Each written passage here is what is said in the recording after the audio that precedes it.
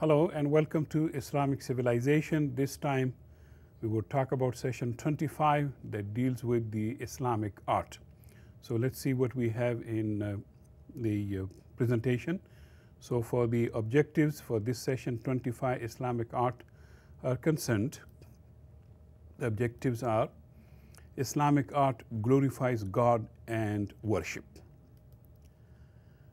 Religion rules art, especially in Islam. So that is what is permissible and what is not permissible. So what the artist can do or cannot do in Islam. Islamic art was produced outside Arabia mostly. Peoples of ancient cultures entered Islam. We will talk about that. Calligraphy, architecture and painting, etc., would come to serve Islam in an artistic way. And let's see what is there in Islamic art: peoples, periods, places, and products. Okay. Islamic art and artistic Islam. And so there are questions, can art be Islamic? And yes, the answer is sure. Can Islam be artistic? Yes, like any other religion. It's a religion and people, they express their love for their religion in artistic ways, and the answer is yes. But there are certain things that are not Islamic, and that would be, one of them would be statue making is not Islamic art, or image making originally was not Islamic art. So Iconism, which simply means Greek word, no divine or human images, no images of the divine or human being, that prohibits. Islam prohibits making divine or human images, and that is what has been always the case. So God David, as you see it, in so many places, and so the Islamic answer would be, don't run around naked, brah. Okay?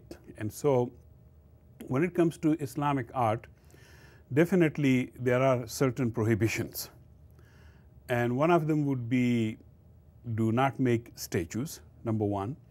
If you remember back in the sessions, I showed you quite a few times the image or the painting of the Prophet that somebody had done. And so that means that that particular image would not be an Arab artist, would not be by an Arab artist, number one.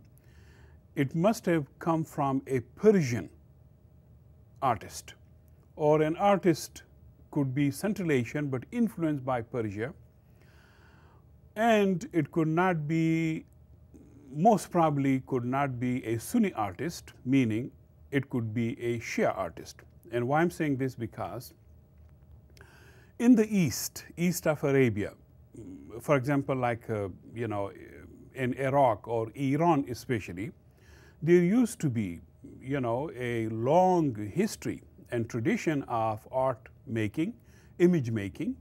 And so when Iranians, or those people who were very much, influenced by the Persian culture and art before Islam, when they came to Islam, they also thought that was okay with, to create an image of the Prophet or somebody else. And the Arabs and the Sunnis, they stayed away from that type of image making. In Iran today, even if you go there, you might see, the image of Imam Ali, radiallahu, may God be pleased with him. And so that would be again in Shia areas. In the Sunni areas, people don't like, and for simple reason. you really do not know how the person looked like. And that is why, do not lie through the art. Do not make something that the person was not.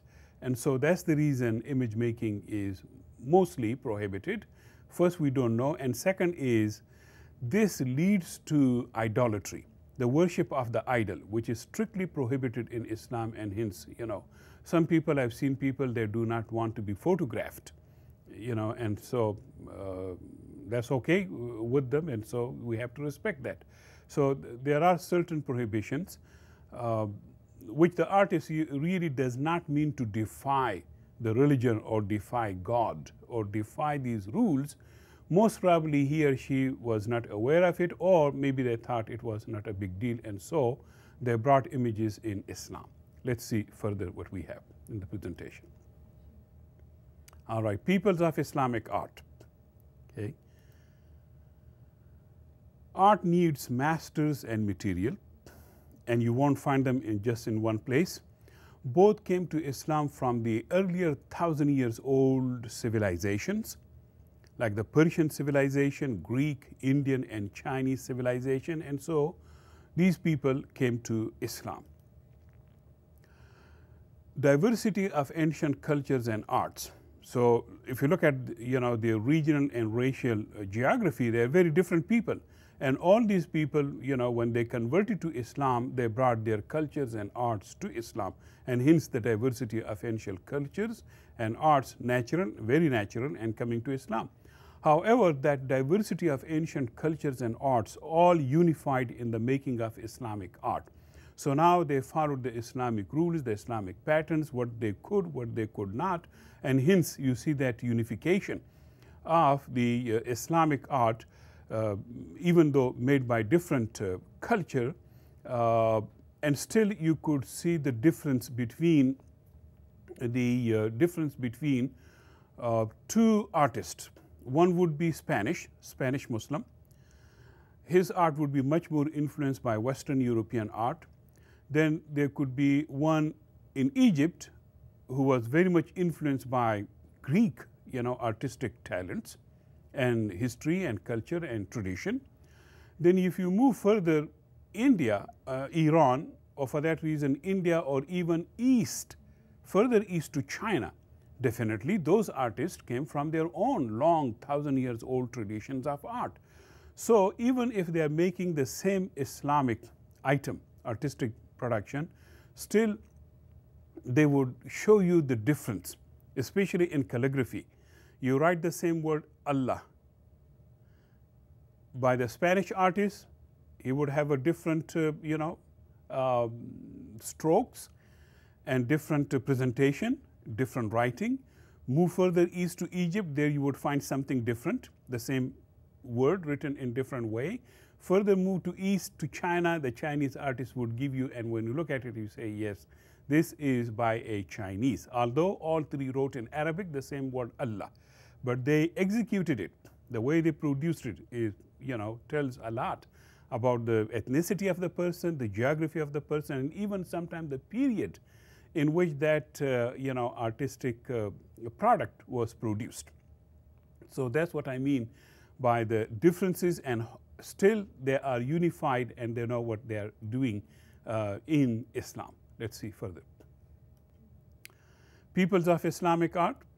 The artists were mostly Muslims, yes, but then non-Muslim artists and professionals contributed to Islamic art immensely. Okay. They converted, number one, to Islam and widened their talents in the new world of Islam. So a Chinese Muslim, or for that reason Indian Muslim, who was in the east of the Islamic empire, he was very local, but now he went global in the sense that he could now see and receive artwork from Iran, from Egypt, from Maghreb, that is Morocco, and further west even up to Spain. And so that's how they could widen their horizons, mental horizons, artistic horizons, and to know, wow, we make this thing in China this way, but look at how Muslims create things in Spain, or for that reason in Morocco, and vice versa. So this this diversity in the region, in fact, the knowledge that the Eastern Muslim got from the Western Muslim and vice versa brought them together in a strange or beautiful way to think alike or maybe produce things in a similar fashion, and simply one copying the other, and you see that also in Islamic art. Let's see further. So they converted to Islam and widened their artistic talents in the new world of Islam.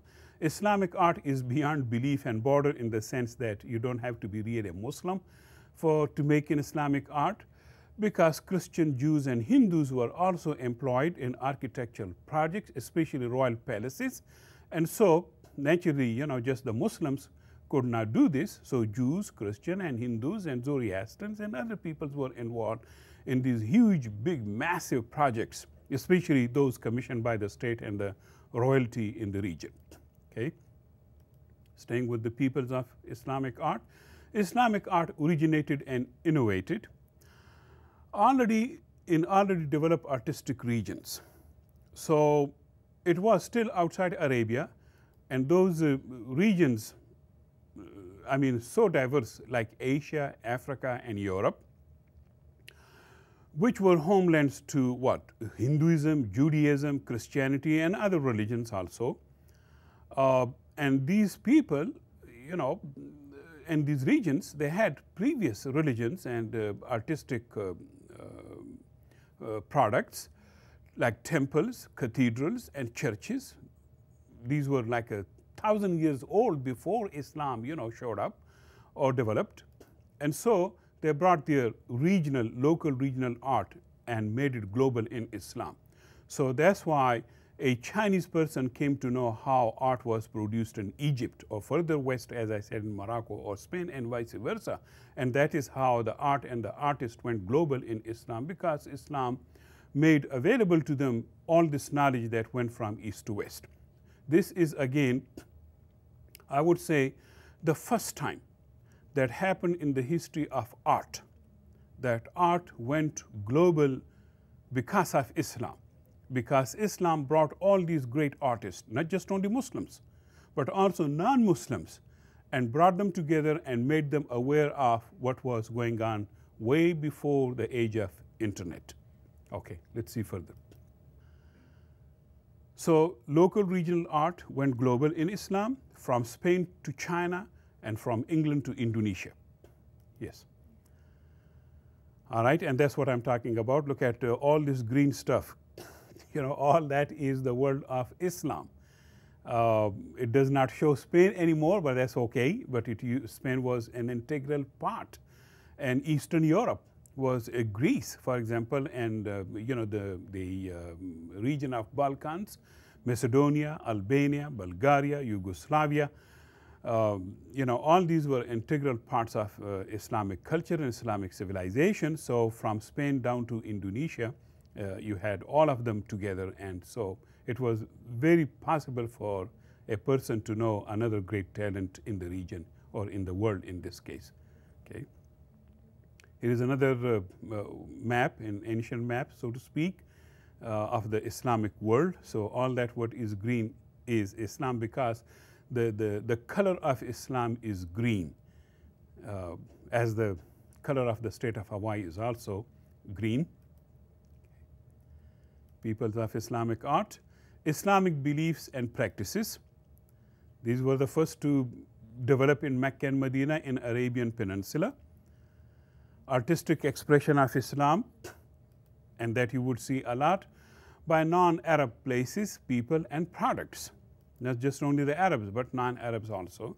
Religious manuscripts and monuments, they would be the first to be produced because of the Islamic beliefs and practices, as they were given artistic expression to Islamic beliefs and practices. So this was sort of Islamization of artistic talents, in the sense that now, previously you worked for whatever religion and now you converted, and so for that reason, or your parents work, for somebody else, and now you are part and parcel of the Islamic civilization, and you bring that tradition, you bring that history, that experience, that talent to express your art, to express Islam in a beautiful way, and that's what happened.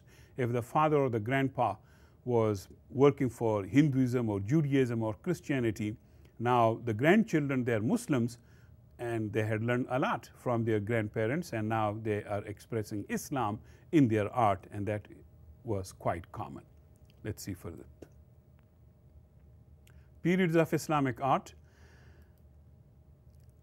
Periods of Islamic basically were the periods of Islamic expansion and conversion from 7th century down to the present, and that expansion and conversion, you know, happens left and right.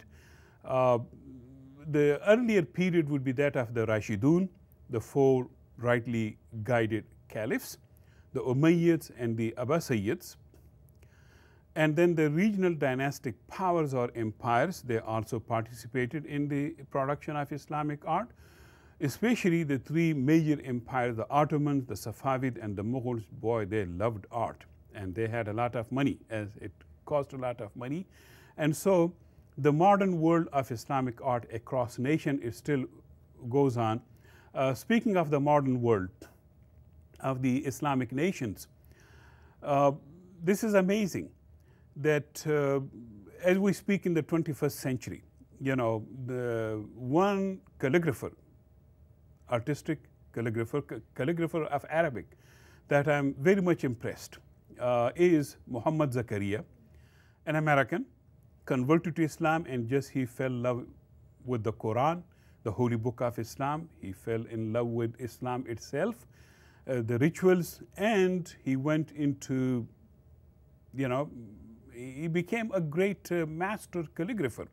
We had the honor of one time having him in the through the Doris Duke Foundation, coming to Hawaii, and even he contributed a piece of calligraphy to the Islamic Center in Honolulu, in Manoa. And so when you go to the Islamic Center of Hawaii in Honolulu, when you enter the masjid, the mosque, at the door you see up there, that is the beautiful calligraphy of Mr. Zakaria, an American who was trained in Istanbul, in Turkey, and he got their training, and now he's a master. He has his own students, you know, Muslim, non-Muslims, doesn't matter, as long as you can show your, you know, artistic Arabic calligraphy. It really does not, one does not need to be a Muslim, but you have to master, you know, the Arabic, the writing, the wording, the, you know, the letters, and how to express. And speaking of the Arabic calligraphy, our Imam here in Hawaii, he told me that some of the artists, they wanted to express a word, you know, with certain accent, and the way they wrote the word, and they wanted to have more emphasis or stress on a certain syllable, they would write it in such a way that that word would really become very accentuated, and, you know, stress would be put on it, and so that meant that the word itself would speak up. You know, I really am not, you know, any expert in this thing, but the way he explained it was just so beautiful and wonderful, that the way you write can accentuate the letters, the vowels of the letters, in a way that the word itself speaks up for you. But you have to have those eyes to know what is meant, you know, by what calligrapher in what way. Okay, let's see further. The geography in art plays a big role, no question about it. The role of geography and environment, continental and tropical settings, they make a big difference. The material they used in these artistic monuments, mud, brick, wood, stone, and marble, and that would depend on where you are in a geographical setting, okay? Because marble is not naturally available everywhere, so is stone, so is wood.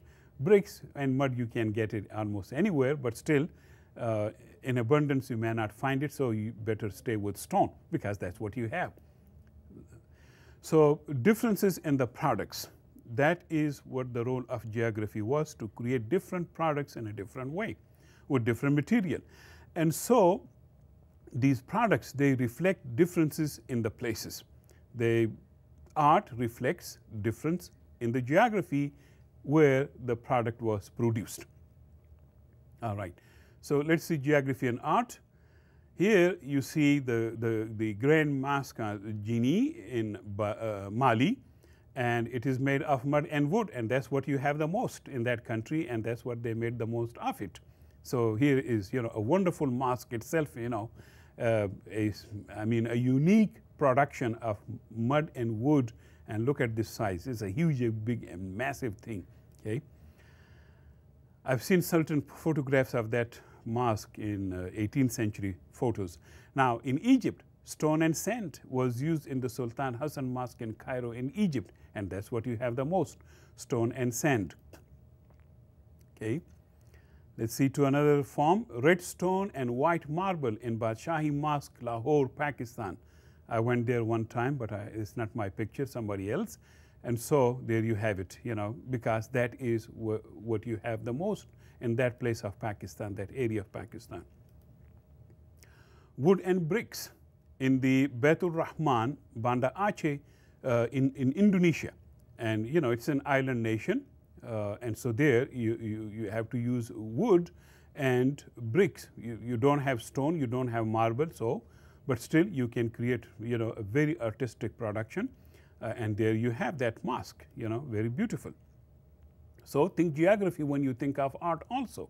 And there you have all four of them, different, you know, geographies, different places, different material that the place naturally gives you, and so that's what you use that material. All right. So still staying with geography, the role of geography in environment. Preservation of artistic material, very important. Again, it depends on where you are. So fragile manuscripts and of Quran completely lost forever because it could not be naturally preserved. Architectural monuments, they erode, you know, in 1,000 years you would see the erosion, or 500 years. Images, rugs, calligraphy lost luster. They lose their colors because of the harsh environment where you live. So air control and digital technology, thank God, you know, playing great role in helping in preserving, you know, all these wonderful artistic creations, and that is, you know, the modern world, it does wonders. And so digital photography, digital, you know, preservation, and now this, control the environment, the way they control environment, the hot and the cool, you know, air in the museums. So that has preserved, and this is not really an old technology, all new. The control of air is about after 1970s and 80s became more and more, affordable to museum, and it cost a lot of money. The way now they make museum in such a way that would be, you know, the material would be better preserved inside rather than being exposed to the elements of hot and cold and rain and, you know, snow. So they are much more efficient, much more scientific museums built according to the needs of the local geography and environment. And now, to top it on all, you know, I don't know what is next, but internet, the digital, you know, technology has helped a lot in preserving these great manuscripts. Sometimes they won't let you even take a picture because that flash, you know, on the material can, you know, erode the color, and you don't want that to happen. And so that's how, you know, images are sometimes prohibited in the inside the museums, not just only for copyright but also for preservation purposes. Let's see further. Products of Islamic art. Well, Iqra, or read, the first commandment Allah revealed to Prophet Muhammad sallallahu alaihi wasallam, peace be upon him, in the Quran. Okay, so naturally that was the first commandment. You know, Iqra, read or recite for that matter, and that's why reading and writing became the first art in Islam. That's how it happened. And the easy, maybe, you know, for those people who could write and read, it was easy for them, but not for many people, especially outside Arabia. And so writing, the first art in Islam. Calligraphy, for that reason, of Quranic Arabic became the first art in Islam. Prohibition of icon or images in Islam, that was already in place. They could not produce icon or images or anything. So calligraphy naturally, and especially Arabic calligraphy compared to other, you know, European alphabets or European script, Arabic, easily flowing from top down and right to left, just like, the Chinese easily flows. And so was the Arabic, and boy, it creates a beautiful, image. No illustrated Quran for that reason, no images of God. I've seen illustrated Bibles, but you cannot have illustrated Quran because there are these, prohibitions on images, making image of God or angels or the prophets, and so no images of God, no illustrated Quran, as you see in illustrated Bibles or other books. Okay, all right.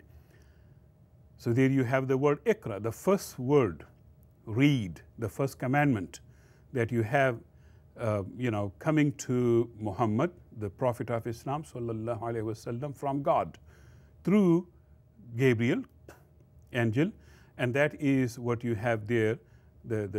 As I said, Arabic is written and read from right to left, and so the first word there you see Iqra bismi rabbika allazi khalaq, which the first verse, it means read in the name of thy Lord who created.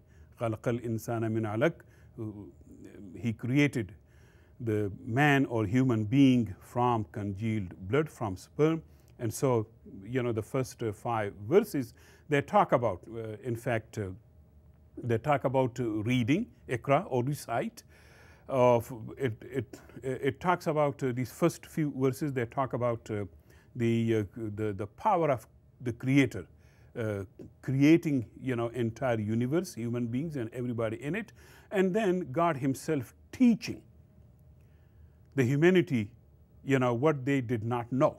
So the great teacher in Islam is first, the great source of knowledge in Islam is God himself.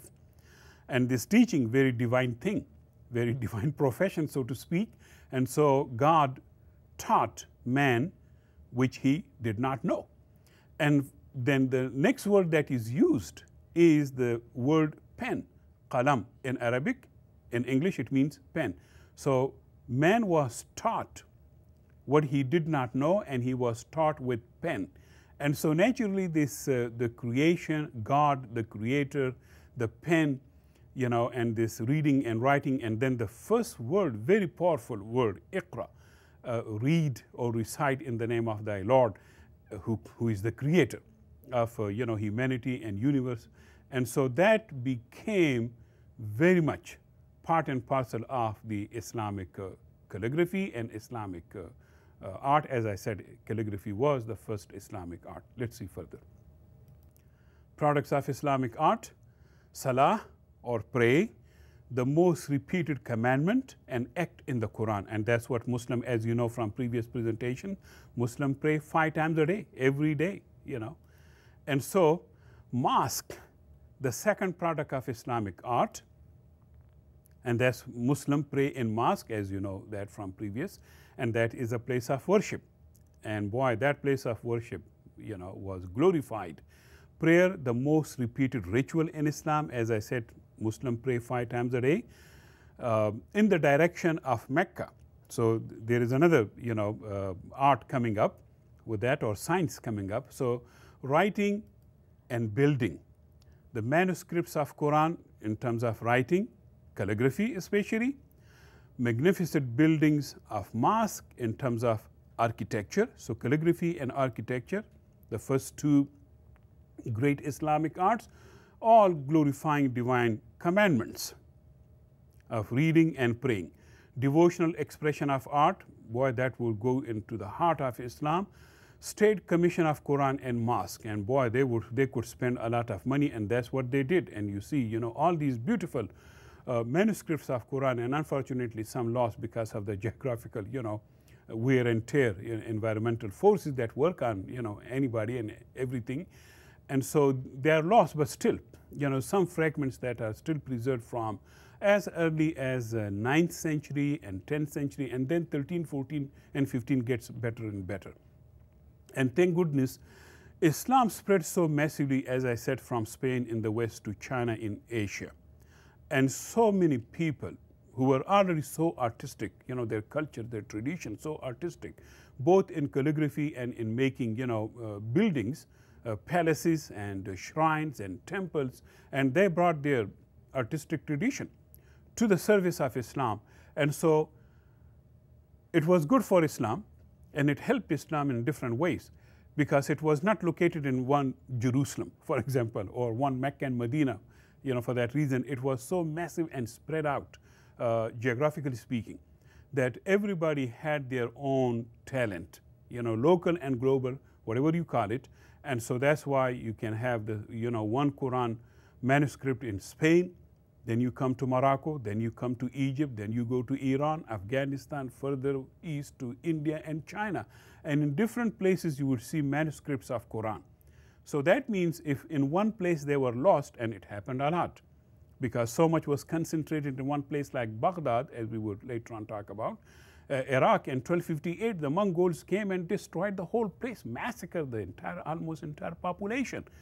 But thank goodness, there were other places that had preserved some, sources of knowledge of Islam, and that's how Islam went on, and the knowledge, was further created from one piece to another piece and copied and recopied.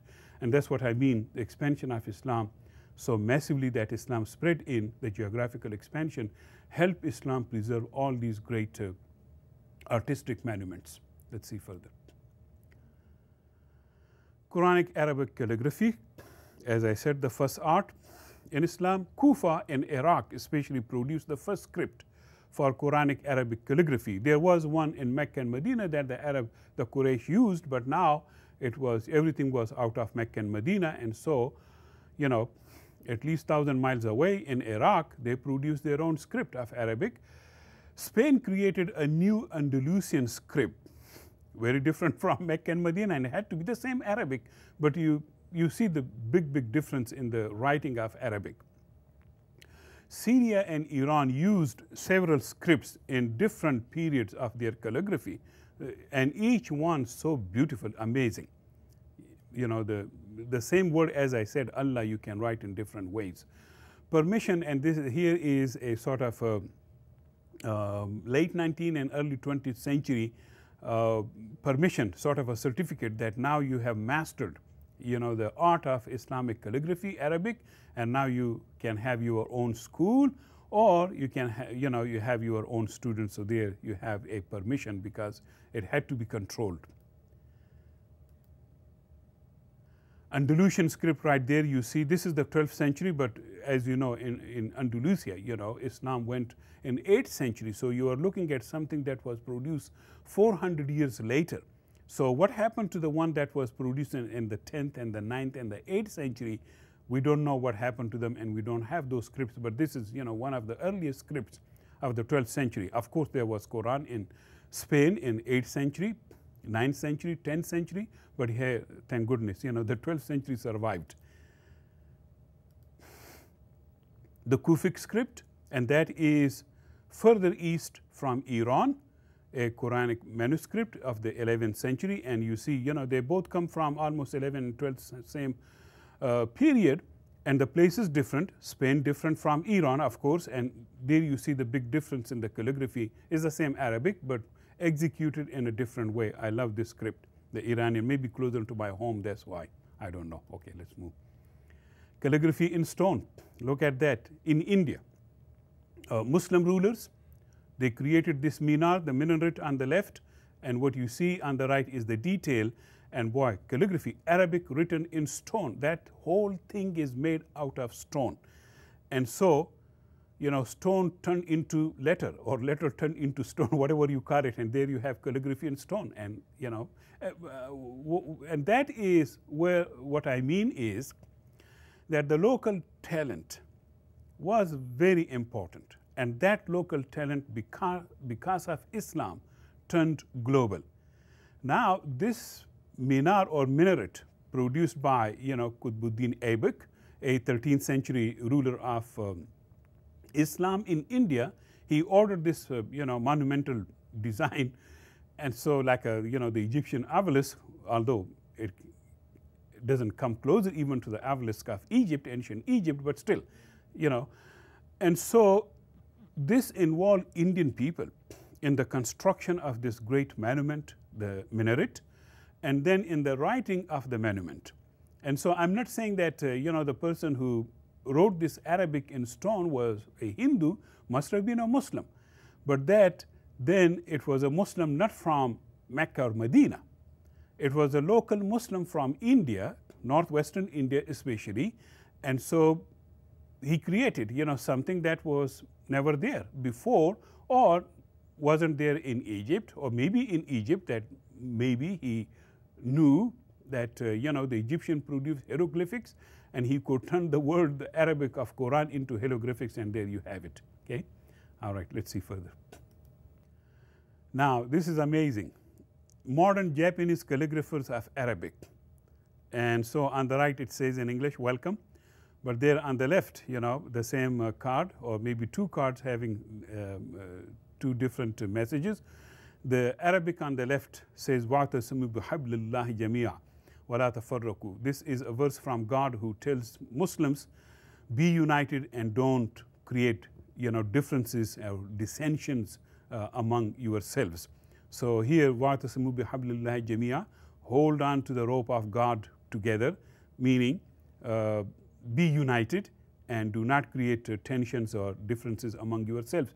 It's a beautiful verse and repeated, different ways. And there you have, Japanese ladies or men producing this, beautiful. I wish you, could read Arabic on the left, and it's written so beautifully, amazing. Why you can read at least the welcome on the right. And so that's what it is. Local people coming to Islam and, creating artistic products. Amazing. Right there you have a Japanese master of Arabic calligraphy.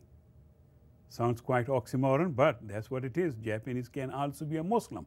And for calligraphy, Arabic calligraphy, you don't have to be a Muslim, because there are so many Arab Christians and Arab Jews, okay?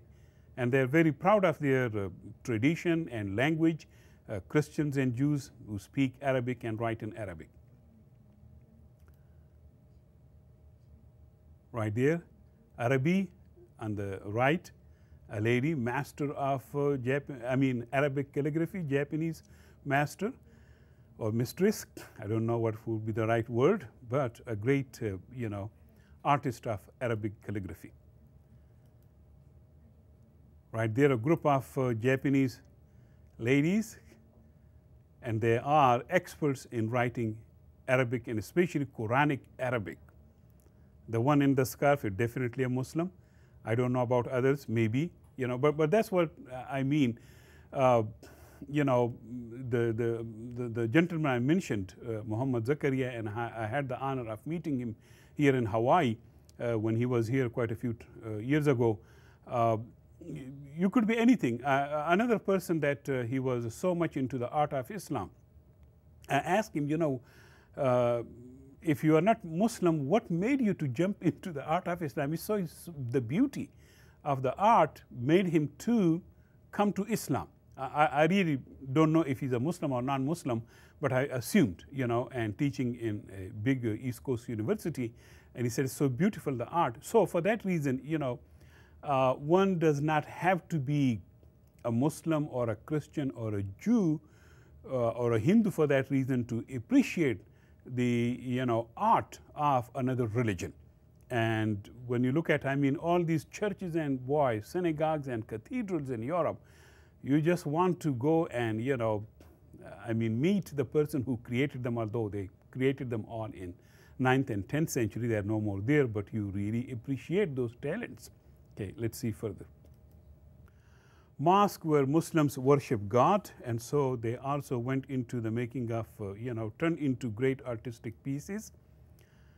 The Kaaba, of course, the first and foremost, right there, and every day, every year they bring new expansion, and right there the cube-like, black structure, that is the Kaaba. And that is the center of Islamic prayer and Islamic life and civilization. So no matter where you are, if you are in, Alaska or Canada or South Africa or in Hawaii, that's the place to, face when you pray 5 times a day. Well, you have to be a Muslim, and so that is, itself is a piece of art. The surrounding, is just amazing. And the Saudis, they can afford, financially speaking, and they can, engage any talent from anywhere in the world, and that's what they do. Here, the Nigerian mosque, the Abuja National Mosque, and people take great pride in making, creating these artistic, amazing masajid or mosque right here. Sultan Ahmad Mosque in Istanbul, Hagia Sophia Mosque in Turkey. Originally, it used to be, a church.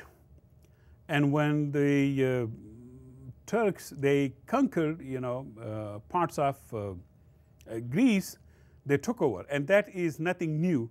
It happened in Spain to Muslim mosques that were converted. When the Christian took them over, they converted them into churches. And now, what the Turkish did, they decided not to use it as a church or a mosque, but use it as a museum. So this is now, people of any faith and religion can go and appreciate the beauty of the structure that used to be a church and now mosque and now sort of museum. And that's what, in some places also, the Spanish Catholics, when they conquered or reconquered or whatever you call it, Spain, and took it from the Muslims who lived there for more than 700 years, they created a lot of masajid, mosques, and those mosques were converted. Some were demolished and some were converted into churches. Let's see further. Inside Hagia Sophia, that's another amazing, art. All right, let's see the Paris and London Mosque in Europe, right there. Maybe humble, but still, beautiful structures. Jama Masjid, Bastak in Iran itself, when you look at it in the desert and look at this piece, boy, you can see it for 1,000 miles away. Faisal Mosque in Islamabad, itself a unique structure, not only in that country, but I would say in the whole world.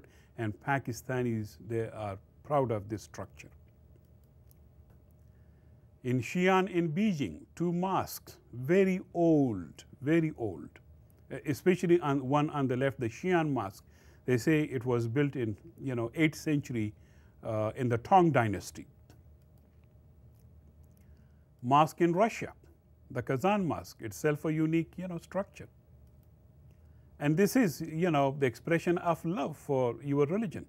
Here, one in USA, Michigan, USA. After Russia, it's, wow, I could not. I had to show you one in the USA, right?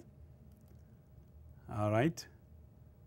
Now, President Bush, he visited Islamic Center in 2007 in DC, talked to people. Here you have President and Mrs. Obama in Istiqlal Mosque in Jakarta in Indonesia, where he partially grew up and studied with Muslims, of course. Okay. And he knows more about Islam than any head of the state in the world in non-Muslim countries. And now the Taj Mahal. I mean, amazing. It's not a mosque, it's a mausoleum, it's a grave, on, a beautiful, magnificent level. And it was built for the love of his wife, Shah Jahan, the emperor, the Mughal emperor of India that we talked about him in last sessions. His wife died in 14 childbirth, and he was, so much in love with her, and so he, to show her love, his love for her, and that's what it's called, love in marble. And this was at that time, and even today, a unique structure. And that's what, some people tell us, historian, it took 20 years with the help of 20,000 labor to create that unique mausoleum. All Islamic, but a lot of Hindus, Muslims and non-Muslim work together to make it possible, and there you have it. The most magnificent, beautiful, monument, all to the love of his wife, Shah Jahan's wife, Mumtaz Mahal, the unique of the palace. That's what it means, Mumtaz Mahal, the most distinguished person of the palace. Let's see further. Art in rugs and carpets. Of course, in mosques and homes, rugs and carpets. Muslims use mosques, homes, offices, parks for prayer. When you see me there, you would know it. Big carpets to portable rugs for prayers everywhere. I mean, these carpets and rugs, must not have human or animal images, as you know that already. Should not have mazes or intricate design, which you can have for other purposes, but not used for prayers. Okay? Nothing should distract the person's thought from the prayer. That's what the whole idea is. Keep it simple. Okay? Rugs and carpets. Cleanliness is a condition for prayers, and according to one hadith, cleanliness is half faith. So the praying person's body, clothes, place where he or she prays must be clean. And so washing hand, face and feet is must for every prayer if you need to. Taking a shower after a sexual act is must. And so mosques definitely have ponds, water tanks and taps, and these have also been turned into artistic creations. Making water utensils, became a very big industry, but at the same time, very artistic industry. All this stuff that is used for prayers. Rug and carpets became a big industry, and Persia was already known before Islam for making rugs and carpets. It was known in the world before Islam. Central Asian countries like Afghanistan also learned rugs and carpet weaving from Iranians because they lived always under the influence of Iran. Multi-purpose uses of rugs and carpets, not necessarily for prayers, but this one is for prayer, and you can use it also as a carpet as long as it does not have human or animal images. That is the condition. If it has botanical things, that's okay. Trees, right there, a carpet seller got carpet. The person is asking the customer, and there you have on the right a huge big carpet in a mosque. Okay. Right there, you can use these carpets for prayer, of course, definitely, because they do not have human or animal images. That is okay. However, these two carpets, the one on the left with the writing, you cannot use that, even though Arabic writing and maybe Quranic writing, you cannot use that for prayer, because in the prayer you do not need to, and you should not read from any thing, carpet or book. You need to read in your prayer, you read the Quran out of your memory, and that's why Muslims have definitely learned by heart passages from the Quran that they use in 5 prayers daily. So Muslims are prohibited to read, during the prayer, to read from the book or carpet or whatever, or on the wall or out of, computer screen or TV screen, because you need to read out of memory. And you, as a Muslim, you must memorize few verses or chapters from the Quran, and every Muslim does that, on a regular basis. Let's see further. Art inside the mosque. I mean, amazing. Kiss. Keep it simple, senor. But Masjid Nabawi, the Prophet's mosque, okay, made of mud walls and tree branches, very simple. It always, when it rained 1 hour, the mosque would rain, would be dripping with water for 2 hours, okay. Later rebuilt with carpets and marble, and who could stop those great rulers? Simplicity is prized, but never practiced, especially when it comes to showing your artistic talents and power. Entered art inside the mosque, that's what I mean. And boy, it's so beautiful, amazing. Well, there you have, people just taking rest, I believe, on the carpets of masjid. You can walk in. There's so many mosques, they let you go in, even if you are non-Muslim, just to appreciate, the artistic beauty inside the mosque. Right there you have carpets and carpets and carpets, and there is, I believe, a cleaner there, and that's it inside the mosque, and they can go for not miles, but for yards and yards. Okay. All right, look at that. The pillars turned into a work of art. The arches turned into art. And you see that a lot. Okay. Look at this. Amazing inside the mosque. I mean, I could bring a lot of stuff, but most of it copyright, so I had to say stay safe for copyright reasons. And you can, have your own beautiful images, but make sure those are copyrights free. Geometric art in Islam. That's another great, artistic design and artistic feature in Islam. Islam does not allow making divine images or human statues, as I told you. So geometry came to serve and glorify mosques and palaces.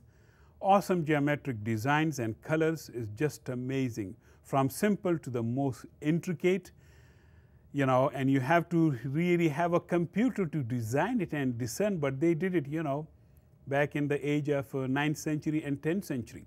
And somebody tells us, as it always starts, with the dot in the center, and that dot becomes a circle, and the circle takes different shapes and sizes and different geographic directions, and you get what? A huge, big, massive, amazing, stuff out of, and when it is colored, just, there are some, I couldn't bring them, here because of the, as I said, because of the copyrights, issues. And some of them, usually, they're so dizzying, the colors they use and the tricks they do with the colors, and you focus on one thing and you are lost in another place, you come to another place, you are lost in the first place. And so this gaining strength and losing strength and thought by looking at that one image, and very ancient, amazingly medieval stuff when it comes to Islam. And definitely, people use that before Islam. And so let's see a few images here. Geometric art in Islam, that is a mihrab, a niche where the imam prays. Do not make it so, beautiful, but that's what they do. Do not distract, and definitely you're going to be lost when you pray there, and so you better not get lost in the prayer, watching, And so Islam, there is Islamic rule: when you pray, you concentrate, where you stand. I'm going to show you in quick succession some of these, amazing geometric designs. Look at that. It all starts with one dot and one circle, and then you go into whatever you want to. Okay? Different designs and different ways of producing it, not just only for the mosque, but the palace and the shrines, the mausoleums and whatnot.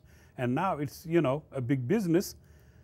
You can have your own, design right there. As I said, it starts in the middle. It says in the circle, Allah, Jalla Jalaluhu. And calligraphy of Arabic, it lends itself so beautifully. Another, piece, quite a few pieces rather. This might remind you, something of a church, but that's a mosque, and that's how Muslims learned, from different regions, different races. Another beautiful mosaic, so to speak. That is just amazing. It's fit for, I don't know, for anything. And that is also a mosque. It could be a palace, but looks like a mosque. That's another one for palace and mosque. It's wonderful. I think we had a lot of stuff, and said, let's see how much we have or what we covered in review. We talked about, of course, Islamic art that glorifies God and worship. And so, I don't know, maybe you go and, find your own images that you really like, I don't know. When it comes to the Quran, the divine word in calligraphy, you find your own calligraphy, that speaks to you in a way. And that you would see a lot, in the Quran itself. It doesn't have to be Quranic calligraphy, though. What it is basically the love for and passion for calligraphy. Maybe you can, bring your Chinese calligraphy. The other day I was looking at Mongolian script. And it's just amazing how it evolved out of a Semitic Arabic script. The way it is written, you may not be able as an Arab to make any sense of any word that you can confidently can read it. You can read it and you cannot make any sense because the language seems to be Arabic and the language is Mongolian, completely, having no relationship between the two. And that's how some people, they adopted scripts from languages with whom their own language was not compatible. A case in point is Japanese language. Although they live side by side, there is only Korea between the two of them, Japan and China. But when Buddhism came to Japan from China, with that came language, with that Buddhism to Japan in the 8th century, not too long ago, in the 8th century, the Buddhists started writing Japanese language in Chinese script. And the two languages are so dissimilar. To you, they might look alike, but they're a different thing. But they're very dissimilar languages, and the Japanese people say they make for themselves nightmare when they started writing their incompatible Japanese language in Chinese script. And so that's the reason, you can adopt any language you want to for a script to write your language, but then again, make sure, it stands very compatible with your language that you speak. So let's see in review what we covered. So we covered the Quran, the divine word in calligraphy, mosque, palaces of worship, artistic architecture, just unbelievable. Non-Arab Muslims and non-Muslims also contributed a lot to Islamic art. Ancient cultures and ancient arts, they served Islam in such a beautiful way. It's just amazing. And so you can make connections between what is Islamic and what used to be non-Islamic. Okay, here comes reaction report 25 at you. Write brief notes on any two aspects of Islamic art of your choice, and stay engaged. Any question, any comment, just go to Lavlima, check your assignment and send me any message that you want to. Thank you very much. And I hope we did a lot this session. Thank you. Aloha.